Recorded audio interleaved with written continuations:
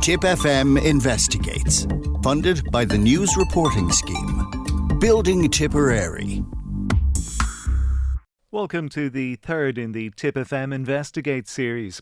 We've already looked at the long-awaited Thurles bypass and the Latra Bends project in the north of the county. Today we're focusing on the N24, which stretches from Limerick to Waterford, taking in much of South Tipp along its 127 kilometres. It's one of the few intercity routes in the country that is yet to be upgraded.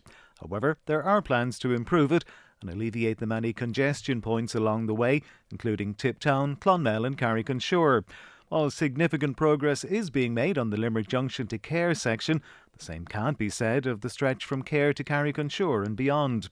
Director of Services with Tipperary County Council, Liam Brett, told Tipp FM's Donald Doyle that the N24 is one of the worst stretches in the country when it comes to road safety. It would be, it's a particularly unsafe stretch of road. In totality, the N24 as it goes through Tipperary would be a particular area that there's a lot of accidents on. There's a lot of accidents on that stretch of road. It's about 70 kilometres of road in total across Tipperary. So it's about 1% of our network. But in terms of accidents, the volume of accidents on it would be about 25 to 30% of the accidents in terms of the entire network. So it's a particular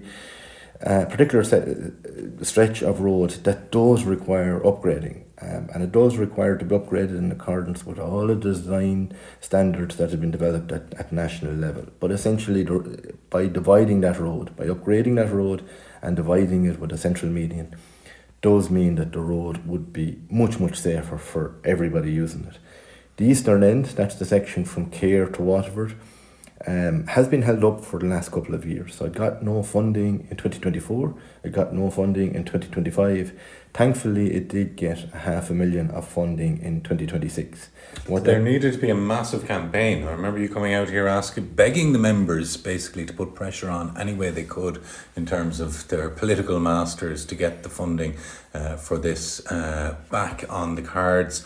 And I remember talking to one of your engineers just about the absolute waste of all the groundwork that would have been done if you hadn't secured that extra bit of funding. That would have been a massive, massive problem if it hadn't happened. I suppose, tell me how big an issue that was.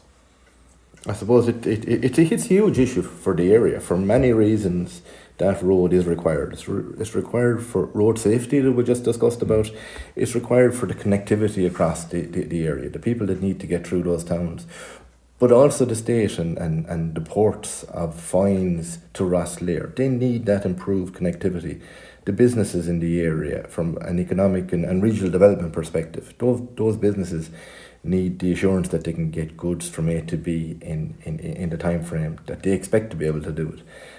So I suppose there's many reasons that road network required to be upgraded. There's been an awful lot of money spent on 3 different design iterations of that in the past. So certainly it was a huge concern of Tipperary County Council in recent years that it had not been funded. And I know it was a huge priority for our elected members in the council and also our Oireachtas members. They all wanted to get this project back alive, to get the design proceeding on it, and thankfully that was successful, but in it being renamed again on the National Development Plan in November of last year. That was a significant milestone because it in itself could have been dropped off it having not been funded for 2 years. Thankfully it was renamed on it, and thankfully we have a funding allocation of 500,000 for this year, which does allow us to appoint a design team in approximately of September of this year to push on with that project. It's a number of years now behind the western end, so it probably will be about 3 years before the eastern end will get to Ancamushun Clonala. That said, it's still positive that it's now back alive, it's now progressing, and we'll have a strong design team working on that in the near future again. Yeah, and that's where you're at. That $500,000 allows you to progress the design, and that's going to take a while, is the only problem. It is. These projects take a number of years, and that's why it's so important that when a project is started in its design phase, that it's not stopped. Because the most efficient and effective thing for for public monies and the public taxpayer essentially is that these projects once the design is started on them, that design should be continued until such time that it has got its statutory planning approval. At that point, they can rest on the shelf until such time as the state can afford to fund the construction, because they have a shelf life at that point in time.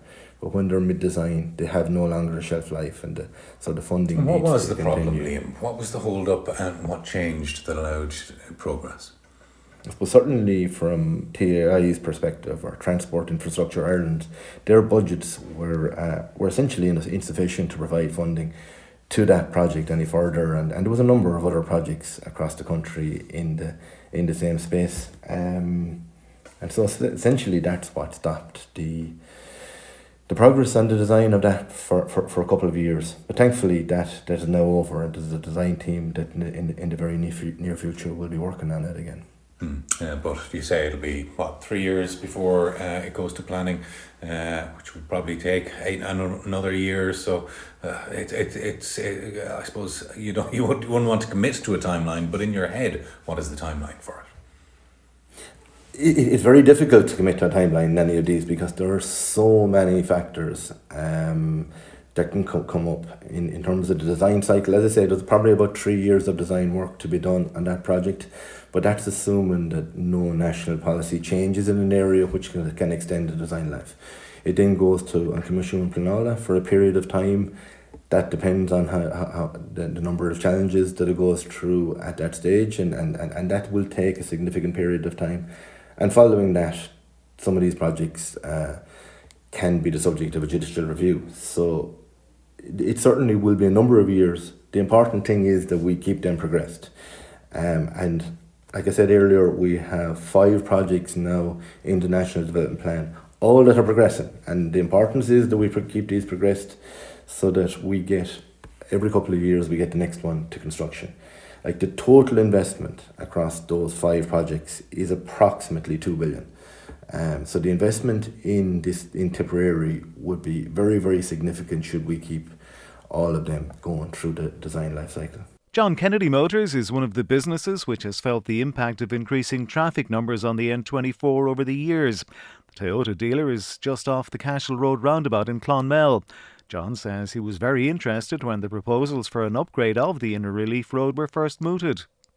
We're here a long time, and we're very near the junction, so we're very conscious of the safety aspect of entering and exiting the business premises as such, so we actually suggest people to go left. But over the last number of years, it has certainly got even more congested, and at particular times in the day it's backed up quite significantly up the hill, and it can be, from a business point of view, it's access can be difficult for customers from time to time, and they would say it to us, but it's just something we've lived with for quite a while now, and I actually went to the Talbot Hotel with interest to see what was going to be some of the remedies for these things some time back. I think it was last year sometime. But yeah, we've learned to live with it over the last number of years. Now, there has been talk for quite a while of upgrading the N24. It seems at this stage that Carrick-on-Suir will get a bypass. Cahir, of course, is already bypassed, but Clonmel, there doesn't seem to be any definite move towards. We've got the Inner Relief Road. There doesn't seem to be talk of an Outer Relief Road again. Yeah, well, the original plan, I think, at the business park up the top of the hill in Ardgeha was to have an outer ring road, which seemed to be prudent planning, because the roads are not going to get calmer. They're just, if anything, there's more traffic going to. So I think you have to kind of budget for a larger element of traffic, not a lesser element of traffic. But that seems to be gone by the wayside. I think the budget isn't there for that. So when I did go up to the Talbot to see the plans, I didn't quite see where the remedy was going to be there. Not certainly from where we're looking now in my office out the door there. At certain periods of the day, it's very, very, very congested. The fact as well that the whole upgrade is taken in a number of stages. You've got Limerick Junction to Cahir and Cahir to Waterford. The Limerick Junction section seems to be progressing much quicker. Do you think more needs to be done, be it from a political point of view or from your own business side of things, a harder push to make sure that Cahir Waterford progresses at a pace as well? I would certainly think so. I mean, Clonmel, there's a train of thought here in the town that Clonmel is somewhat forgotten over the last number of years in terms of upgrades and any kind of incentives to upgrade the town. So that certainly would be a sentiment that you would hear often from people. It's pretty critical, I would say, that it's addressed and addressed quickly. I'm not 100% sure what the current plan is will address it properly, because, listen, I don't know enough about it, but there is not going to be less traffic coming on the roads. There is going to be more traffic coming on the road. So I would have thought you need to budget for a larger increase, not kind of a piecemeal, which seems to be what we're going to get, I think, eventually, you know. Cahir was once known as the crossroads of the south, with all Cork, Dublin and Limerick, Waterford traffic going through the centre of the town. However, local councillor Andy Maloney says the N24 bypass some years ago, followed by the M8, have eased the chronic congestion. We can see the benefits of being bypassed twice in Cahir. And the N24 as well, as you quite rightly said, is 2 stages. It's Limerick to Cahir, Cahir to Waterford. It'll bypass the town again as such, because it'll take a new life when it gets to Knocker roundabout. And I suppose it has taken a lot of time and effort and design, and I can go back probably 30 years when they were talking about it, bypassing Markeven and at that time. But look, it's badly needed. There's more and more cars on the road, the populations are growing, there's 2 and 3 cars in every house, unlike back in those days where there was only 1 car in a house. And if we don't act now, we're going to be in big trouble in the next 8 or 10 years. And that's why we need to keep the N24 alive and make sure that it does come into fruition in the coming years. A lot of people along the route, particularly in Clonmel, are concerned that there doesn't seem to be an actual plan to bypass the town, that the Inner Relief Road, which is a car park at the best of times, at commuting times, that's still going to be the way around Clonmel.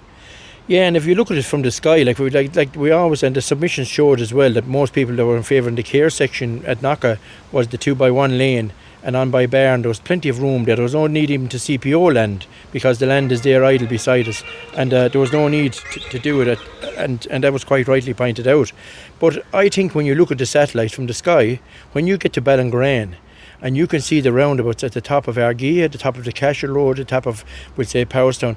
There is actually a network, a road that could be put across there. So I would say all is not lost yet, even though what they're talking about at the moment is leaving the link road as a true road, and they're talking about overpasses and so forth to come onto that link road, something like you'd have in the South Ring in Cork. Look, the engineers, they seem to think it will work, but will it work for now and for 10 years, but will it work in 30 years' time? I don't know. But I do think that the capacity is there to bypass the town through those link roads and those roundabouts, bypassing completely on the outside. I think that's still there when you look at satellite images. Finally, Andy, looking at as we were talking about, the fact that the Cahir to Limerick stretch is progressing at a faster rate than Cahir Waterford, what needs to be done by politicians, by business people, etc., to make sure that the Cahir Waterford hopefully catches up and doesn't fall behind even more? Well, I suppose pressure needs to be put on government to make sure that the funding is allocated every year. That's for sure and certain. The delay, it may not be such a bad thing if there's a couple of years of a delay, because with the scope of tendering process and the contractors and so forth, that there might be a better bargain to be got. But definitely, like, look, even we talk about Limerick to Cahir, can I see Limerick to Cahir in the next 10 years? No. Can I see Tipp town bypassed and come out of Grella? Yes. Does it stop there? I don't know. But I definitely think that the pressure has to be kept on at a government level to make sure that the funding keeps coming. Look, at the moment we probably have 10 million spent on design and feasibility studies. Someone would say to you, to build a lot of road, which you probably would, but these studies have to be done. That's what I can see at the moment, and I can't see any further than that, because like, we're being hit with wars, we're being hit with diesel prices, everything has a knock-on effect. So I don't know where the money's going to keep coming from, and will they have the money to do it in the near future? I don't know. But at the moment, Tipp town, I think the commitment has been made to do that stretch.